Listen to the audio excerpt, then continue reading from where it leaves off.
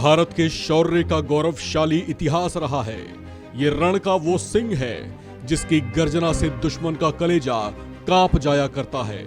हम शांति पसंद जरूर हैं, लेकिन इतिहास साक्षी रहा है कि जब जब इस शांत सिंह को ललकारा गया तब तब युद्ध की रणचंडी का नर्तन हुआ है। ये कहानी है करीब 4 दशक पहले की, जब गुस्ताख पसंद पाकिस्तान ने एक ऐसी हिमाकत कर दी थी जिसके बाद वो जार जार आंसू बहाने को मजबूर हुआ था। साल था 1971 का। पाकिस्तान ने अमेरिका की सरपरस्ती में अरब सागर में अपना खौफ कायम करने का प्लान तैयार किया था। मकसद था भारतीय नौसेना को अपने दबाव में लेना और सागर में बराबर की टक्कर के लिए खौफ पैदा करना। इन ख्वाहिशों के साथ पाकिस्तान ने अमेरिका से एक सबमरीन या पनडुब्बी हासिल की थी जिसका नाम रखा गया था गाजी। उस दौर में ये वो पनडुब्बी थी जो दुनिया में सबसे ज्यादा अत्याधुनिक और कई बड़ी युद्ध क्षमताओं से लैस थी। उस दौर में इसे सागर के भीतर एक ऐसा अजेय खौफ माना जाता था जिससे मुकाबला नामुमकिन सा था। भारतीय नौसेना पाकिस्तान से मजबूत तो थी, लेकिन उसकी गाजी सबमरीन से मुकाबला कर सकने लायक तकनीक नहीं थी। लिहाजा पाकिस्तान ने गुपचुप ढंग से एक ऑपरेशन प्लान किया। प्लान था भारतीय नौसेना की मजबूत रीढ़ समझे जाने वाले आईएनएस विक्रांत को तबाह करना।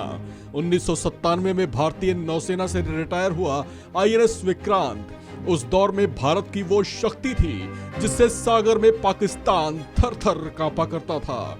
लिहाजा उसने अपनी गाजी सबमरीन को अरब सागर की गहराइयों में उतार भारत की ओर रवाना कर दिया ताकि वो आईएनएस विक्रांत को ढूंढकर तबाह कर सके।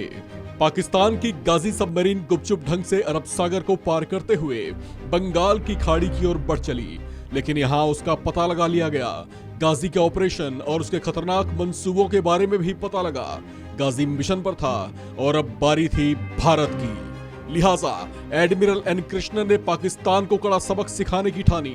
एक ऐसा दांव खेला गया जिसमें पाकिस्तान बुरी तरह उलझने वाला था।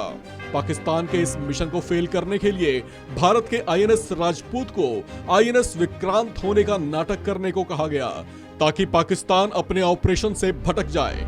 लिहाजा आईएनएस राजपूत पर आईएनएस विक्रांत के नाम से ताबड़तोड़ वायरलेस मैसेज भेजे जाने लगे।